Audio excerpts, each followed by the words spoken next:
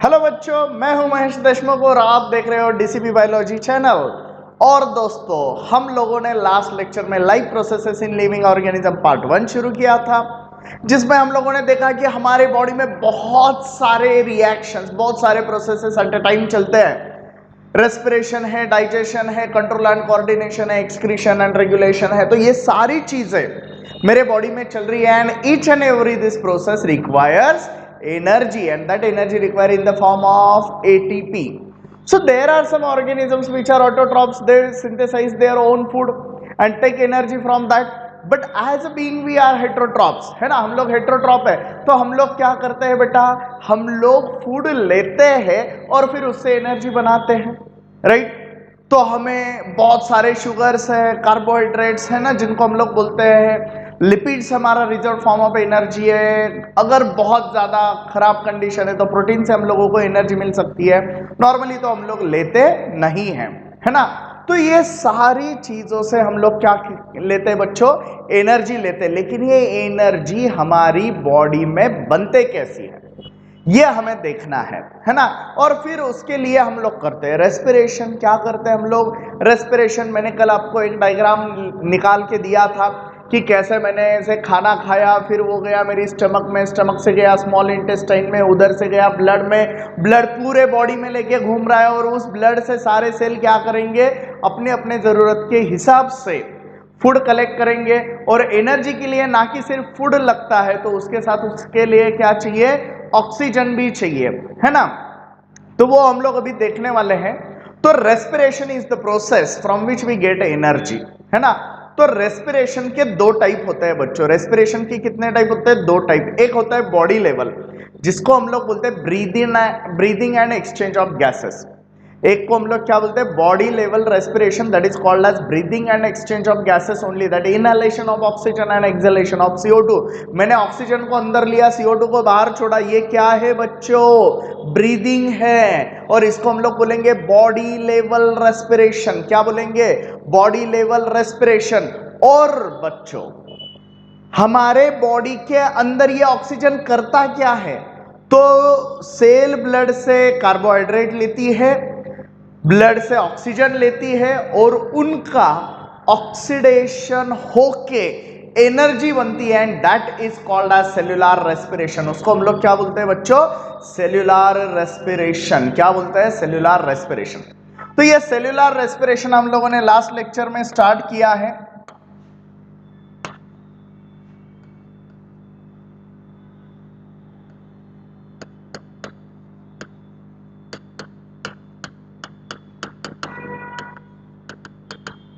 Cellular respiration हम लोगों ने लास्ट लेक्चर में स्टार्ट किया है।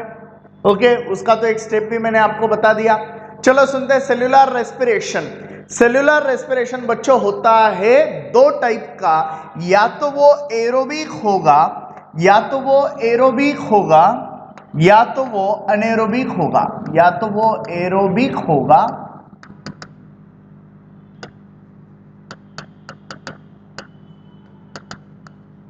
या तो वो अनएरोबिक होगा।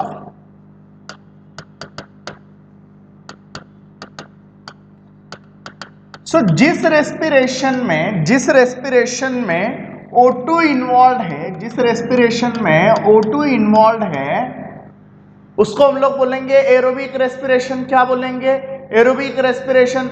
जिस रेस्पिरेशन में O2 does not required,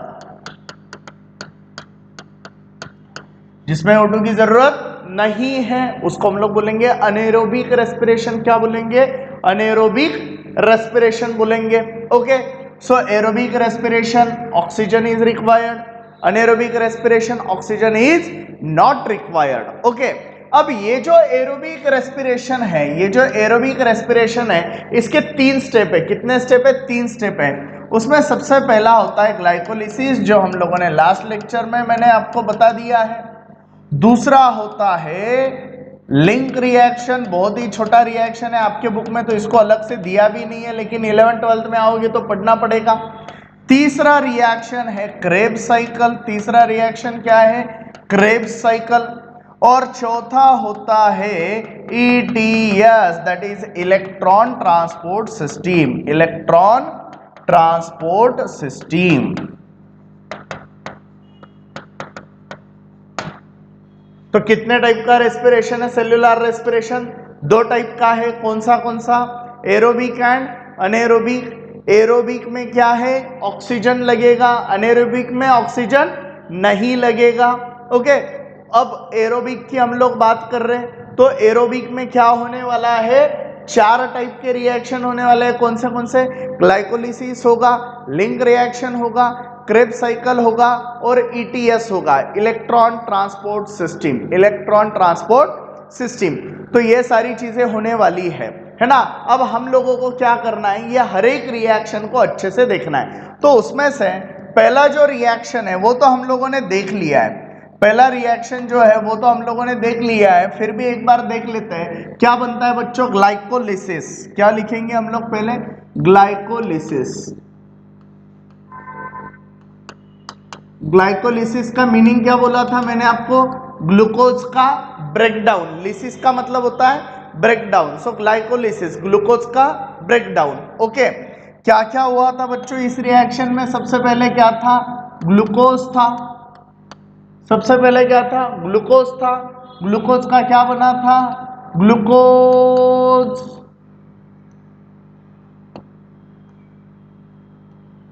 6 phosphate. Glucose का क्या बना था? Glucose 6 phosphate. उसका क्या बना था? Fructose 6 phosphate. क्या बना था? Fructose 6 phosphate. उसका आगे क्या बना था? Fructose 1,6 diphosphate. क्या बना था? Fructose 1,6 diphosphate. उसका आगे क्लीवेज होके क्या हुआ था? DHAP and PGAL फॉस्फोग्लिसराल्डिहाइड। क्या होता है PGAL? इधर लिख देता हूं, PGAL क्या होता है? फॉस्फोग्लिसराल्डिहाइड।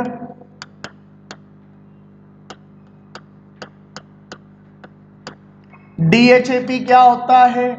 Dihydroxy acetone phosphate.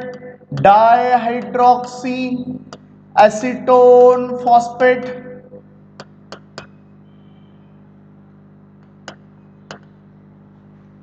समझ रहे हो आप लोग? ओके, तो अब इसका आइसोमराइजेशन होके फिर से PGL बन गया, तो PGL के कितने मॉलिक्यूल हुए? 2 मॉलिक्यूल हुए। तो 2 PGL के 2 1,3 डाई PGA बनेंगे, है ना। 1,3 डाई PGA से इधर ATP निकलेगा बच्चों। इधर क्या बनेगा? ATP। ये रिएक्शन बहुत ही मस्त है, लेकिन ये आपको 11th में आने वाले हैं, है ना। अभी के लिए बस समझो कि ऐसा होता है, कितना इंटरेस्टिंग चीज है दोस्तों ये, है ना।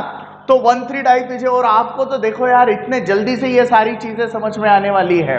1,3 डाई PGA, उससे बनेगा 3 PGA, राइट। उससे बनेगा 2 PGA। क्या बनेगा? 2 PGA, यानी थर्ड पोजीशन पे फॉस्फोग्लिसरिक एसिड पे फॉस्फेट था, उस वो दूसरे पोजीशन पे चले गया, सबके 2 मॉलिक्यूल। 2 PGA से क्या बनने वाला है? Phosphoenol pyruvic acid. इधर लिख देता हूं, what is PGA? It is phosphoglycerate. Phosphoglycerate या फिर फॉस्फोग्लिसरिक एसिड भी बोल सकते हैं। फॉस्फोग्लिसरेट, AT लगा दिया तो एसिड है, समझ लेना। Malate malic acid, glycerate glyceric acid, pyruvate pyruvic acid. Okay, so PGA phosphoglycerate. Okay, अब क्या बन गया? Phosphoenol pyruvate, PEPA। क्या बोलूंगा बच्चों मैं इसको? Phosphoenol pyruvate, phosphoenol pyruvate. Okay, and finally क्या बनेगा? पायरुवेट। क्या बनेगा? पायरुवेट। ओके, अब ये रिएक्शन में भी ATP मिलता है। अब देखो बच्चों, ये 2 मॉलिक्यूल 2 बार रिएक्शन हुए तो 2 ATP मिलेंगे। इधर भी 2 मॉलिक्यूल थे तो 2 ATP मिलेंगे। यहाँ पे देखो बच्चों, एक ATP यूज हुआ है।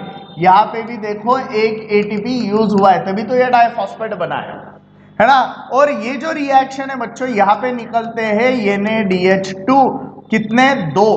तो आपके बुक में ग्लाइकोलिसिस का डेफिनेशन क्या दिया है देखो अच्छे से। अब 1 molecule of glucose 1 molecule of glucose is converted into 2 molecules of pyruvate. 1 molecule of glucose is converted into 2 molecules of pyruvate in which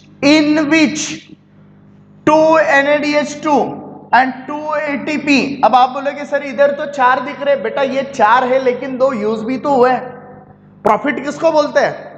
जो इन्वेस्ट किया है उसको पहले साइड में निकालो, जो बचा है वो प्रॉफिट है। तो 4 मिल गए लेकिन 2 तो यूज हुए थे, इसलिए कितने रहे? 2। सो कन्वर्जन ऑफ ग्लूकोज, है ना, इसका रिएक्शन में इधर लिखता हूं आपकी बुक में जो दिया है, 1 molecule of glucose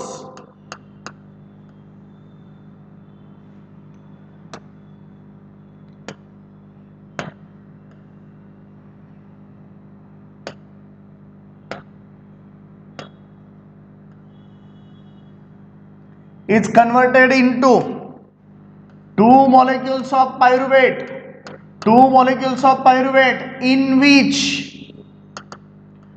2 ATP, 2 NADH2 and 2 water molecules are formed each, है ना। अब देखो ये जो रिएक्शन है ना, ये इधर क्या मिलते हैं? 2 वाटर मॉलिक्यूल, 2 एटीपी मिल गए, 2 NADH2 मिल गए, 2 वाटर मिल गए और 2 एटीपी मिल गए। इसको तो इससे के साथ मैंने माइनस कर दिया। So this is a reaction which is given in your book. ये जो रिएक्शन है भैया ये आपकी बुक में दिया हुआ है, सिर्फ इतना, that 1 molecule of glucose is converted into 2 molecules of pyruvate in which 2 ATP, 2 NADH2 and 2 water molecules are formed। खत्म बात। समझ रहे हो बच्चों अच्छे से? ओके, तो चलो नेक्स्ट अभी रिएक्शन हम लोगों को देखना है। नेक्स्ट रिएक्शन देखना है। नेक्स्ट रिएक्शन कौन सा है? Krebs cycle. कौन सा है? क्रेब्स साइकिल, है ना। अब क्रेब्स साइकिल बताने से पहले मैं आपको थोड़ा सा बता दूं, है ना, ग्लाइकोलिसिस में क्या बन गया था? पायरुवेट। और अब कौन सी रिएक्शन शुरू होने जा रही है? Krebs cycle. कौन सी रिएक्शन शुरू होने जा रही है? Krebs cycle. तो दोनों रिएक्शन में, है ना, दोनों रिएक्शन में एक गैप है and that gap is fulfilled by link reaction. वो गैप कौन भरता है? Link reaction. क्या होता है लिंक रिएक्शन में बच्चों? है ना, pyruvate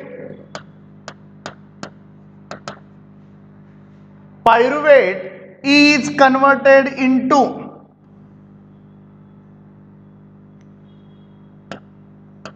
2 molecules of pyruvate is converted into 2 acetyl coenzyme A,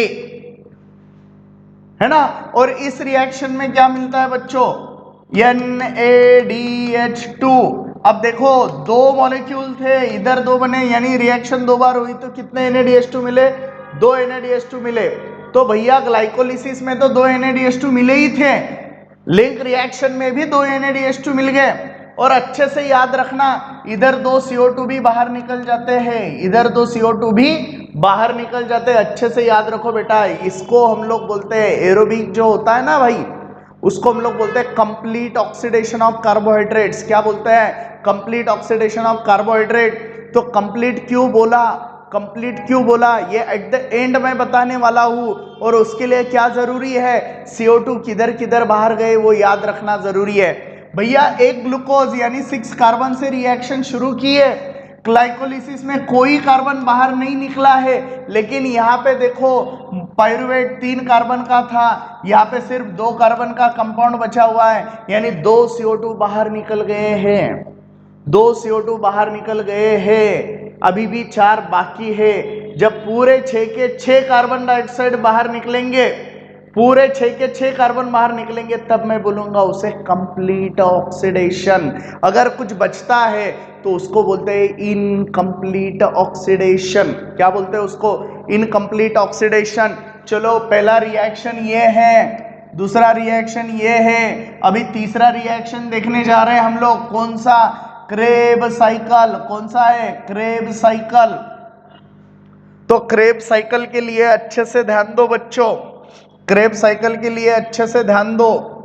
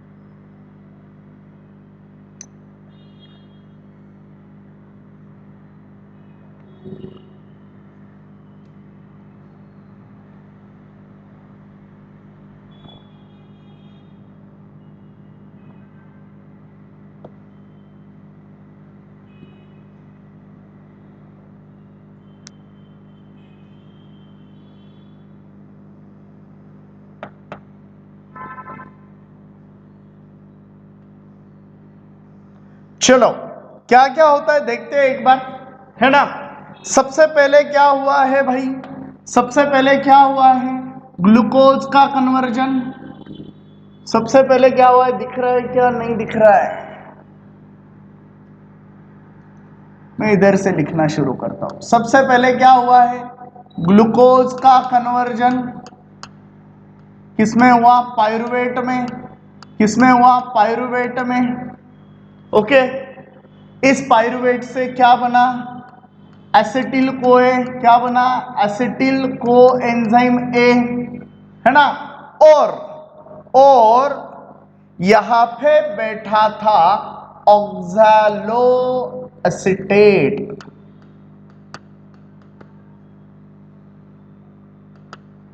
है ना। तो एसिटिल कोएंजाइम ए और ये दोनों एक साथ आते हैं और बनाते हैं सिट्रेट। क्या बनाते हैं, सिट्रेट। ओके, सिट्रेट से बनता है सिस एकोनिटेट। क्या बनता है, सिस एकोनिटेट। सिस एकोनिटेट से बनता है आइसोसिट्रेट। क्या बनता है, आइसोसिट्रेट। आइसोसिट्रेट से बनता है ऑक्सैलोसक्सिनेट। क्या बनता है, ऑक्सैलोसक्सिनेट। ऑक्सैलोसक्सिनेट से बनता है अल्फा कीटो ग्लूटारेट। क्या बनता है, alpha keto glutarate. Alpha keto glutarate से बनता है सक्सिनिल कोए। क्या बनता है, सक्सिनिल कोए। उससे बनता है सक्सीनेट। क्या बनता है, सक्सीनेट। सक्सीनेट से बनता है फ्यूमारेट। क्या बनता है, फ्यूमारेट। इस फ्यूमारेट से बनता है मैलेट। क्या बनता है, मैलेट।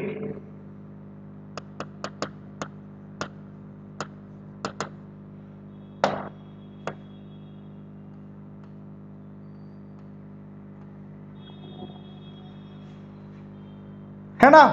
अब इसको हम लोग बोलते हैं, देखो इस रिएक्शन में अगर आप अच्छे से देखते हो तो पहला प्रोडक्ट ये है सिट्रेट, और ये इसके पास अगर हम लोग देखते हैं तो ये ऐसे होता है, CCOOH, CCOOH। तीन एसिडिक ग्रुप है। कितने एसिडिक ग्रुप है उसके पास, तीन एसिडिक ग्रुप है, इसलिए उसको हम लोग बोलते हैं ट्राई कार्बोक्सिलिक एसिड साइकिल। क्या बोलते हैं उसको हम लोग, ट्राई कार्बोक्सिलिक एसिड साइकिल। ये स्ट्रक्चर किसका हुआ, सिट्रेट का, और इसके पास कितने कार्बोक्सिलिक एसिडिक ग्रुप है, तीन। तो क्या बोला, ट्राई कार्बोक्सिलिक एसिड साइकिल, है ना। या फिर सबसे पहला बनने वाला सिट्रेट था इसलिए उसको बोला सिट्रेट साइकिल। क्या बोला, सिट्रेट साइकिल। या फिर इसको सर हेंसेस क्रेब ने ढूंढा था इसलिए क्या बोला, क्रेब्स साइकिल। क्या बोला, क्रेब्स साइकिल। अब इस रिएक्शन में क्या क्या होता है दोस्तों, अच्छे से याद रखो।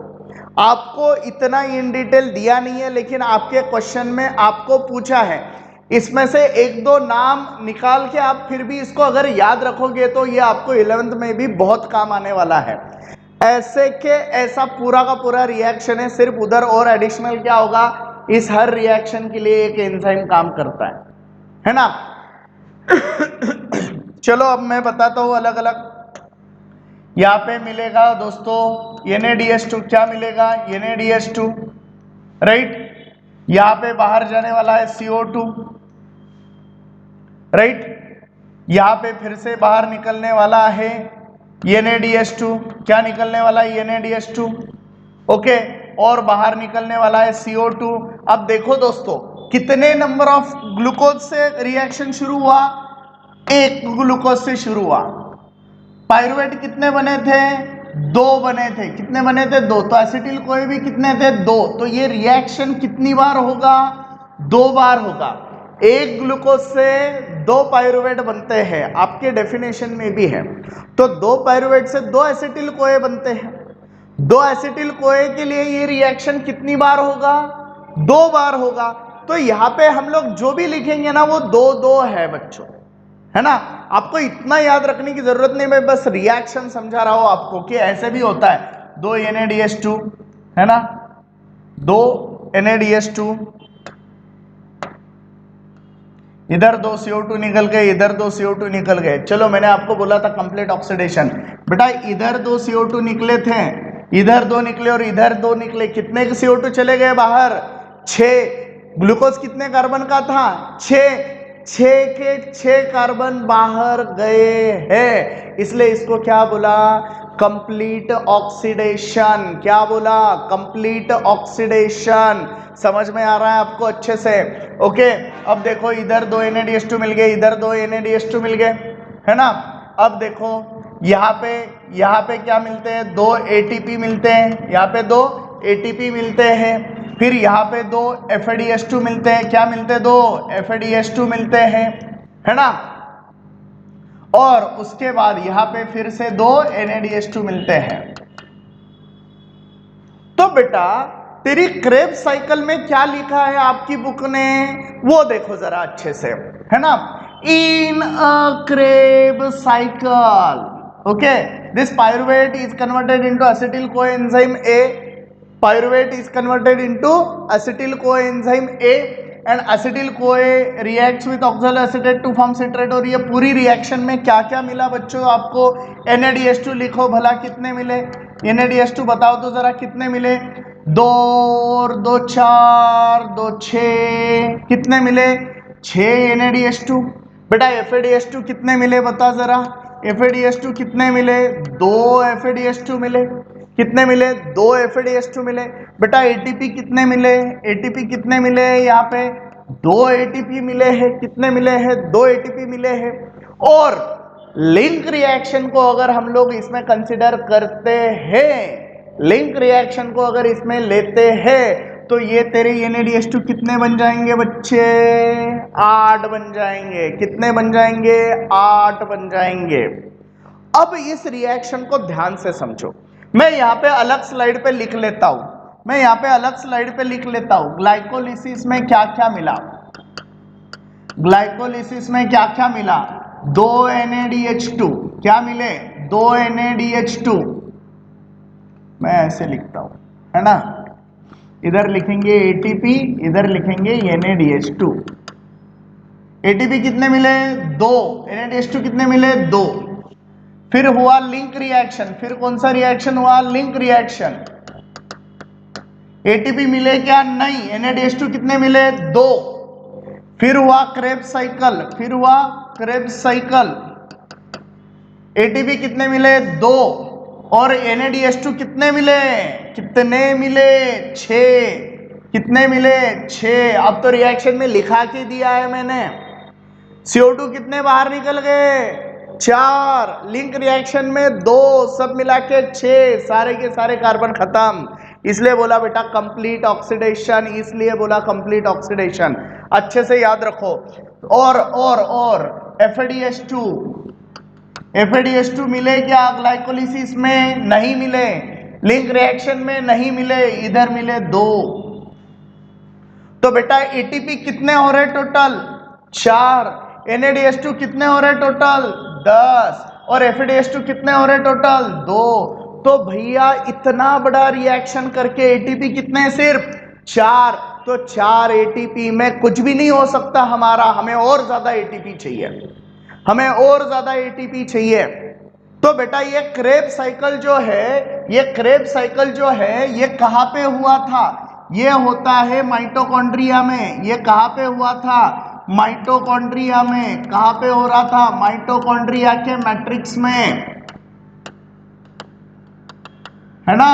माइटोकॉन्ड्रिया की डायग्राम अगर देखोगे, ये यहां पे निकालता हूं, ये माइटोकॉन्ड्रिया है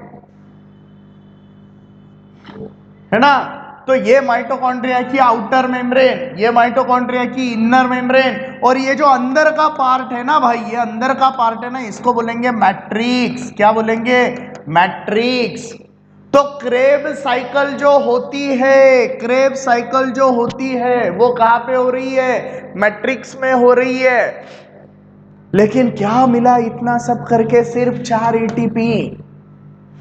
मैंने अगर आपको बोला कि चलो बच्चों मैं आपको $100 दे देता हूं, $100 का मतलब समझ रहे हो? 800 रुपए। आज की डेट में कितना? 80 रुपए का $1 कंसिडर करके चलो, है ना। तो $100 का, है ना, $100 मैं आपको दे रहा हूं, इसका मतलब आपके पास 800 रुपए है। और आप निकले, अब चलो मेरे पास तो आज 800 रुपए है, $100 है। गए एक वड़ा पाव की दुकान पे, बोला भैया वड़ा पाव देना। वो बोलेगा भाई पैसे, पहले पैसे दो या कूपन ले लो। गए वो डॉलर उसके सामने रखे, वो क्या बोलेगा? अबे चलता नहीं है ये डॉलर, चलेगा इंडिया में? नहीं चलेगा। इंडिया में क्या चलेगा? सिर्फ रुपया चलता है। इंडिया में क्या चलता है भैया? सिर्फ रुपया चलता है। तो हमारे सेल की जो एनर्जी करेंसी है वैसी वो एटीपी है। जैसे हमारी इंडिया की करेंसी रुपीस है, वैसे वैसे हमारे सेल की करेंसी कौन सी है? एटीपी है। इसको अगर तुम डॉलर दोगे, है ना, उसको अगर तुम यूरो दोगे तो वो चलेगा क्या? नहीं चलेगा। तो क्या करना पड़ेगा आपको? वो NaDH2 FADH2 को आपको कन्वर्ट करना पड़ेगा रुपीज में। किसमें कन्वर्ट करना पड़ेगा? रुपीज में, राइट। तो रुपीज में कन्वर्ट करना है तो कहां जाओगे? RBI के पास जाओगे। तो भैया हमारे सेल की RBI कौन है? माइटोकॉन्ड्रिया की इनर मेम्ब्रेन। हमारे सेल की RBI कौन है? माइटोकॉन्ड्रिया की इनर मेम्ब्रेन है। वो इनर मेम्ब्रेन आपको क्या करके देगी? It will convert this NaDH2 and FADH2 into ATP। अब जैसे मैंने अगर $1 दिया तो RBI मेरे को 80 रुपए दे रही है। वैसे अगर मैंने NaDH2 दिया तो RBI मेरे को 3 ATP देगी। अगर मैंने यूरो दिया, FADH2 दिया तो RBI मेरे को 2 ATP देगी। अब सोचो, अगर इनर मेम्ब्रेन पे this NaDH2 and FADH2 is converted into ATP, तो यहाँ पे 10 NaDH2 है, तो 10 इंटू 3 कितना हुआ? 30। 2 इंटू 2 कितना हुआ? 4। और ये ऑलरेडी कितना था?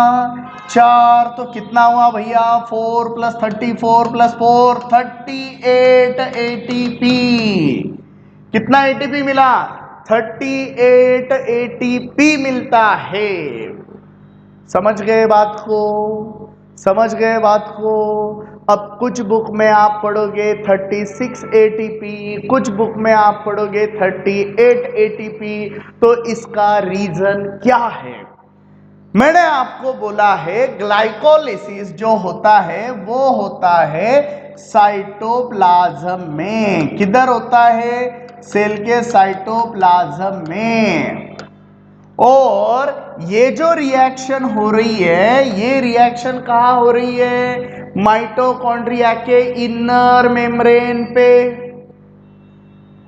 तो इसका मतलब जो ग्लाइकोलिसिस के NaDH2 बने उनको आपको माइटोकॉन्ड्रिया के अंदर लाना पड़ेगा, तो उसका ट्रांसपोर्टेशन चार्जेस भरना पड़ेगा, and that transportation charges is 2 ATP।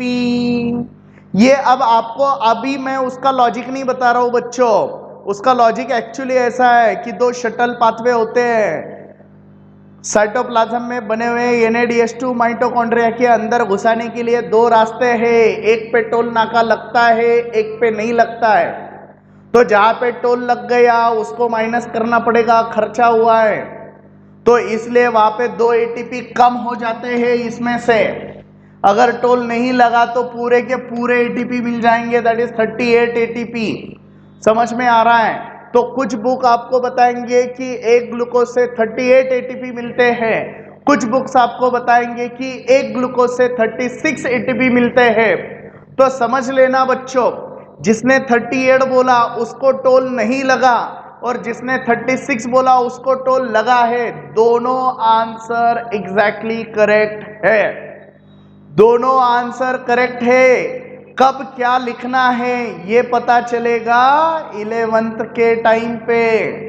ये कब पता चलेगा? 11th के टाइम पे। तो समझ में आ गया, इसको हम लोग बोलते हैं एनर्जेटिक्स। सो ग्लाइकोलिसिस में क्या हुआ था, ग्लाइकोलिसिस में क्या हुआ था, है ना, one molecule of glucose converted into two molecules of pyruvate in which two ATP, two NADH2 and two water molecule are formed. Link reaction में क्या हुआ, two molecules of pyruvate is converted into two acetyl coenzyme in which two NADH2 and two CO2 are formed. And what happens in Krebs cycle? Krebs cycle में क्या हुआ, है ना, acetyl को enter into the Krebs cycle, citrate cis aconitate isocitrate oxalosuccinate alpha ketoglutarate succinyl को succinate fumarate malate oxaloacetate. इसका sequence कैसे याद रखोगे? CCIOK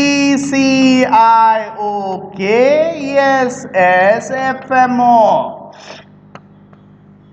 कैसे याद रखोगे? CCIOK SSFMO, CCIOK SSFMO। Citrate सिसैकोनेटेड isocitrate oxalosuccinate alpha ketoglutarate succinyl को succinate fumarate malate oxaloacetate. तो यहां पे आपका जो एरोबिक रेस्पिरेशन है बच्चों वो खत्म हो रहा है ना। एक बार आपके टेक्स्ट बुक में झांक लेते हैं, है ना, एक बार आपकी टेक्स्ट बुक को देख लेते हैं क्या दिया है उन्होंने।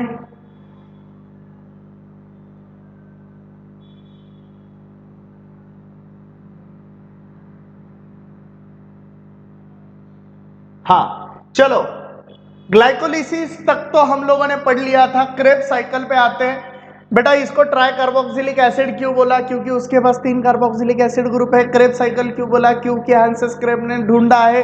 सिट्रेट क्यों बोला? तो पहला प्रोडक्ट सिट्रेट है। चलो देख लेते हैं। बोथ मॉलिक्यूल्स ऑफ एसिटिल कोए जो लिंक रिएक्शन में बने हैं एंटर द माइटोकॉन्ड्रिया, माइटोकॉन्ड्रिया के अंदर घुसेंगे and cyclic chain of reaction, है ना, साइक्लिक चेन ऑफ रिएक्शन। भैया साइक्लिक थी ना, साइकिल थी ना, citrate सिसैकोनेटेड isocitrate alpha ketoglutarate succinyl को succinate fumarate malate oxaloacetate, cycle थी, साइकिल थी, इसलिए क्या बोला? Cyclic chain of reaction called as tricarboxylic acid cycle is operated on it in the mitochondria. कहां पे हुआ बच्चों? ये माइटोकॉन्ड्रिया में। एसिटिल पार्ट ऑफ एसिटिल कोए इज कंप्लीटली ऑक्सीडाइज। बेटा क्या होगा? कंप्लीटली ऑक्सीडाइज होगा। क्या बनेगा finally? CO2 H2O NADH2 and FADH2। क्या क्या मिला? CO2 बाहर निकला था, वाटर बाहर निकला था, NADH2 बाहर निकले थे, FADH2 बाहर निकले थे। नंबर तो इन्होंने दिया ही नहीं, मैंने तो बताया है आपको। 4 CO2 इधर से निकले, 2 लिंक रिएक्शन में निकले, 2 वाटर इधर निकले हैं, 6 NADH2 इधर निकले हैं, 2 FADH2 इधर निकले हैं। ओके, ये मैंने आपको लिख के दिया है। चलो, अब वो जो NADH2 एंड FADH2 बने हैं तो उसका तो कोई मतलब वो कुछ काम की नहीं है ना। हमारे जो हमारी करेंसी नहीं है उसको क्या फायदा, मतलब उसका हमें क्या फायदा। तो चलो बाद में क्या हुआ ये देखो, पायरुविक एसिड इधर आया था, एसिटिल कोए का ये रिएक्शन हुआ था, ये यहाँ पे क्रेब्स साइकिल हुआ था और ये NADH2 FADH2 बने थे। ये इनर मेम्ब्रेन है ना, ये आउटर मेम्ब्रेन है, 2 मेम्ब्रेन के बीच में जगह होती है। ओके चलो देखते हैं आगे। Electron transfer chain reaction, molecules of NADH2 and FADH2 form during all above the process participating in electron transport chain, ETS बोलते हैं उसको, है ना। जो RBI की जो प्रोसेस है उसको क्या बोलते हैं? ETS बोलते हैं, electron transfer chain, electron transfer chain. Due to this, 3 molecules of ATP are obtained from each NADH2। एक NADH2 ने कितने ATP दिए? बोला था बच्चों मैंने 3 ATP देगा। और 2 molecules of ATP from each FADH2, FADH2 कितना देगा बच्चों? 2 देगा। Okay, besides ATP water molecule are also formed in this reaction। ये इलेक्ट्रॉन ट्रांसफर चेन में वाटर भी बनता है। है ना। Electron transfer chain reaction is operated in mitochondria only, ये सिर्फ किधर हो सकता है, माइटोकॉन्ड्रिया में। इसका मतलब सोचो, ग्लूकोज से जो 38 एटीपी मिले हैं उसमें से सिर्फ 2 एटीपी बाहर बने थे, that is in cytoplasm glycolysis. बाकी पूरे के पूरे 36 एटीपी किधर बने, माइटोकॉन्ड्रिया में बने। इसलिए उसको क्या बोलते हैं, पावर हाउस ऑफ सेल। क्या बोलते हैं, powerhouse of cell. thus a molecule of glucose is completely oxidized। बच्चों completely oxidized क्यों बोला, है ना। in aerobic respiration and molecules of CO2 and H2O are produced along with energy। complete क्यों बोला, क्योंकि पूरे 6 के 6 कार्बन बाहर निकल गए हैं, पूरे 6 के 6 कार्बन बाहर निकल गए हैं, है ना। अब देखो जरा, आपको इधर एटीपी के बारे में दिया है। एटीपी क्या होता है, अगर आपने शुरू के लेक्चर्स नहीं देखे होंगे तो वो लेक्चर देखो बच्चों। मैंने आपको पूरा मतलब डीएनए आरएनए क्या होता है, तो वहां पे मैंने न्यूक्लियोटाइड, है ना, ribose sugar, deoxy ribose sugar, adenine, thymine, guanine, cytosine, each and every चीज मैंने आपको बताई है। बेटा एक भी आपका फाउंडेशन का पॉइंट यहाँ से मिस नहीं होने वाला है। जब भी आप 11th में जाओगे तो आप ये मतलब इतना प्रिपेयर होके जाओगे कि आप में कॉन्फिडेंस भरा पड़ा रहेगा। आपको किसी ने कुछ भी पूछने दो, आप आंसर जरूर दोगे, है ना। तो व्हाट इज एटीपी, क्या होता है, तो एटीपी में देखो बच्चों, राइबोज शुगर होती है। कौन सी शुगर होती है, राइबोज शुगर होती है। मैंने आपको बोला है 2 टाइप के न्यूक्लिक एसिड है, डीएनए एंड आरएनए। डीएनए में डीऑक्सी राइबोज शुगर होती है, आरएनए में राइबोज शुगर होती है। तो वो राइबोज आपको यहाँ पे दिखेगी। उस राइबोज को एडेनिन नाम का नाइट्रोजन बेस लगा हुआ है। कौन सा लगा है, एडेनिन। सो ये एडेनिन जब राइबोज को लगता है तो उसको हम लोग बोलते हैं एडिनोसिन बोलते हैं। क्या बोलते हैं, एडिनोसिन बोलते हैं। फिर उसको देखो 3 फॉस्फेट लगे हुए हैं। कितने फॉस्फेट लगे हुए हैं, 3 फॉस्फेट। तो इसलिए try phosphate, adenosine try phosphate, इसलिए इसको बोला एटीपी। जब भी बेटा ये बनेंगे, जब भी ये बनेंगे मतलब ये एटीपी है, तो अगर इसका एक फॉस्फेट निकाल दो तो बन गया एडीपी। यानी इसके बॉन्ड में जो एनर्जी है ना, वो बॉन्ड तोड़ के हम लोग वो एनर्जी निकालते हैं। वो बॉन्ड को हम लोग तोड़ के एनर्जी निकालते हैं। ओके, तो इसलिए इसको एटीपी बोला है। राइबोज शुगर है, एडेनिन है, ये 2 फॉस्फेट रह गए, इसको ये बोलेंगे एडीपी। और ये फाइनली इनऑर्गेनिक फॉस्फेट, और उसके साथ क्या निकली, एनर्जी। यानी एटीपी बनते वक्त एनर्जी यूज होती है, और एटीपी जब टूटेंगे तो एनर्जी मिलेगी, हमें एनर्जी मिलेगी। प्लांट ने क्या किया, लाइट एनर्जी ली, उससे एटीपी बनाया, एटीपी बना के ग्लूकोज बनाया। यानी उस एटीपी का एनर्जी ग्लूकोज की फॉर्म में आ गया। ग्लूकोज हमने खाया और उसके बॉन्ड तोड़ के हमने एटीपी बनाए। यानी लाइट एनर्जी, अच्छे से समझो, लाइट एनर्जी का कन्वर्जन एटीपी में हुआ, एटीपी का कन्वर्जन कार्बोहाइड्रेट में हुआ, कार्बोहाइड्रेट का कन्वर्जन हमने फिर से एटीपी में किया, और उस एटीपी का यूज करके फिर से हमने कुछ काम किए। इसका मतलब लाइट एनर्जी ही कन्वर्ट होते होते होते होते यहां तक आई है। लाइट एनर्जी ही है भैया वो जो यहां तक आई है। समझ में आ गया। ये बॉक्स में जो दिया है पढ़ लेते हैं। Adenosine triphosphate is energy rich molecule and energy stored in the bond by which phosphate group are attach. यानी बॉन्ड में वो एनर्जी को स्टोर करके रखा है। This molecules are stored in the cells as per need. मेरे cell को जितनी जरूरत है उतना एटीपी वो स्टोर करेगी। केमिकली एटीपी क्या है, ट्राइफॉस्फेट मॉलिक्यूल है, form from the adenosine ribonucleoside. Ribonucleoside पहला लेक्चर देखो अच्छे से, डीएनए आरएनए वाला, पता चलेगा। It contain a nitrogenous compound adenine, pentose sugar, ribose and 3 phosphate group। यानी उसके पास एक राइबोस शुगर है, एक एडेनिन नाइट्रोजन बेस है और 3 फॉस्फेट चिपके हुए हैं। As per the need energy is derived by breaking the phosphate bond. उधर ये एनएडी एफएडी के फुल फॉर्म दिए आपको, अच्छे से याद रखो। Nicotinamide adenine dinucleotide, flavin adenine dinucleotide. चलो, if there is insufficient amount of carbohydrate, अगर मेरे पास कार्बोहाइड्रेट कम है in body due to exceptional conditions like fasting and hunger, यानी मैंने उपवास कर लिया या फिर बहुत भूख लगी है मेरे को, तो मेरे बॉडी में क्या होंगे, कार्बोहाइड्रेट कम होंगे। तो इस केस में lipid and protein are use for energy production. भैया इसमें भी याद रखो सिर्फ लिपिड होता है, माल न्यूट्रिशन कंडीशन में ही सिर्फ प्रोटीन होंगे, है ना। In case of lipid they are converted into fatty acid, है ना। और फिर उस फैटी एसिड का फिर से कन्वर्जन होता है एसिटिल कोए में, फिर से वो एसिटिल कोए हो गया तो आगे का क्रेब्स साइकिल रिएक्शन हो जाएगी, एनर्जी मिल जाएगी, है ना। तो ऐसे ही होता है, अमाइनो एसिड्स जो होते हैं उसका भी कन्वर्जन हो जाएगा, है ना, एसिटिल कोए में, उससे भी एनर्जी मिल जाएंगी। अब ये देखो, ये दो फ्लो चार्ट आपको अच्छे से याद रखने हैं बच्चों। आपको क्या करते हैं, वो आपकी एग्जाम्स में ये फ्लो चार्ट में से कुछ बॉक्स को खाली कर देते हैं और आपको लिखना पड़ता है। अच्छे से समझ लो यहाँ पे क्या हो रहा है। देखो, ग्लूकोज अगर है ना, ग्लूकोज का ये ग्लाइकोलिसिस, ये यूनिवर्सल रिएक्शन है बेटा। ऐसा दुनिया में कोई ऑर्गेनिज्म नहीं है जिसमें ये नहीं होता है। सब में पहले ग्लाइकोलिसिस ही होगा। ग्लाइकोलिसिस का पायरुवेट बनता है, पायरुवेट का फर्मेंटेशन होके क्या बनेगा, विनेगर, विटामिन। लेकिन ये क्या होता है, माइक्रोब्स में। अगर उससे पायरुविक एसिड बनता है, फर्मेंटेशन होता है, लैक्टिक एसिड बनता है, वो होगा हमारे आरबीसी और मसल सेल में। अगर उस पायरुविक एसिड का कन्वर्जन फर्मेंटेशन होकर अल्कोहल में होता है, ईस्ट में, है ना, तो इसको हम लोग क्या बोलते हैं, ये तीनों रिएक्शन कौन सी है बच्चों, अनएरोबिक। अभी तक हम लोगों ने क्या देखा था, एरोबिक। अभी क्या आ गया, अनएरोबिक। इधर देखते हैं एरोबिक का क्या होता है। ये एरोबिक है, ये अनएरोबिक है। देखो, कार्बोहाइड्रेट का ग्लाइकोलिसिस हुआ, उधर भी हुआ था, लेकिन यहां से ये अनएरोबिक हुआ, यहां से ये क्या हुआ, अनएरोबिक। अच्छे से याद रखो, ग्लूकोज का पायरुवेट, ये सब पूरी दुनिया में सेम रिएक्शन, माइक्रोब में, प्लांट में, एनिमल में, कहीं पे भी जाओ सेम रिएक्शन है पूरी दुनिया में, एंड दैट इज अनएरोबिक। आपको अगर कोई पूछेगा ना बच्चों ग्लाइकोलिसिस कैसा है, बिंदास लिखो अनएरोबिक है। अनएरोबिक है, मेरे में होता है फिर भी अनएरोबिक है। रिएक्शन एरोबिक होगा या अनएरोबिक होगा, ये यहां से डिसाइड होता है, यहां से। अगर पायरुवेट एरोबिकली ऑक्सीडाइज होगा तो ये बनेगा CO2H2 and energy, complete oxidation.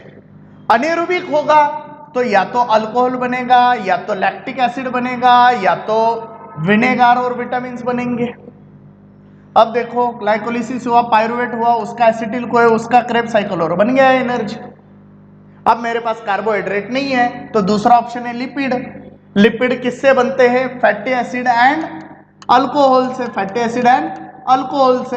Fatty acid का हो गया एसिटिल कोए, एसिटिल कोए गया क्रेब में, फिर से CO2H2 एनर्जी। अगर मेरे पास ये दोनों नहीं है तो प्रोटीन है। प्रोटीन किससे बनते हैं, अमाइनो एसिड से। अमाइनो एसिड का कन्वर्जन होगा एसिटिल कोए में, एसिटिल कोए जाएगा क्रेब साइकिल में, फिर से CO2H2 एनर्जी। यानी एरोबिक में मुझे ऐसे एनर्जी मिलती है। अनेरोबिक में क्या होता है बच्चों, कंप्लीट ऑक्सीडेशन नहीं होता है। What is mean by complete oxidation, complete oxidation का मतलब क्या होता है कि पूरा का पूरा खत्म, इनकम्प्लीट है ये। यहां पे देखो अल्कोहल बना है ना, C2H5OH बनता है, C2H5OH बनता है, इथेनॉल। तो यार कार्बन बचा हुआ है ना, तो इनकम्प्लीट ऑक्सीडेशन हुआ। विटामिन और विनेगर बने यानी CH3COOH, कार्बन बाकी है, इनकम्प्लीट है। लैक्टिक एसिड बना, कार्बन बाकी है, इनकम्प्लीट है। अब देखो, अगर मैं ये मसल्स में क्यों होता है इसका एग्जांपल मैं बताता हूं आपको। जैसे मैं बहुत दौड़ रहा हूं, कंटिन्यूअसली चल रहा है मेरा, कंटिन्यूअसली चल रहा है। शुरू में ऑक्सीजन की कोई कमी नहीं है मेरे पास, चल रहा है सब अच्छे से। लेकिन आधा किलोमीटर, 1 किलोमीटर होने के बाद क्या हो जाएगा, मेरे मसल्स में क्रैम्प आना शुरू हो जाएंगे। क्यों आते हैं ये क्रैम्प्स, है ना। तो जैसे शुरू में मैंने दौड़ना शुरू किया था, मेरे बॉडी की ऑक्सीजन लेवल ठीक थी, मैं और दौड़ रहा हूं तो अब क्या हुआ, मेरे मसल्स की ऑक्सीजन रिक्वायरमेंट बढ़ गई, लेकिन ऑक्सीजन कम गिर रहा है, ऑक्सीजन कम गिर रहा है। तो मेरे मसल सेल्स क्या करेंगे, ऑक्सीजन नहीं मिल रहा है तो एरोबिक रेस्पिरेशन करने की जगह पे अनेरोबिक रेस्पिरेशन करेंगे और बनाएंगे लैक्टिक एसिड। क्या बनाएंगे, लैक्टिक एसिड। अब ये मसल्स में जैसे ये एसिड जमा हो जाएगा तो मेरे मसल्स काम करना बंद करेंगे, उसको हम लोग बोलते हैं क्रैम्प आ गया। अगर हम लोग थोड़ा रुकते हैं, अच्छे से सांस लेते हैं, थोड़ा टाइम जाने देते हैं तो अपने आप वो नॉर्मल हो जाएगा जैसे जैसे वो लैक्टिक एसिड एक्यूमुलेशन निकल जाएगा। सो ये है अनेरोबिक रेस्पिरेशन। तो दोस्तों इस लेक्चर में हम लोगों ने आपका ग्लाइकोलिसिस देखा, क्रेब्स साइकिल देखा, लिंक रिएक्शन देखा, ईटीएस देखा और अनेरोबिक रेस्पिरेशन देखा।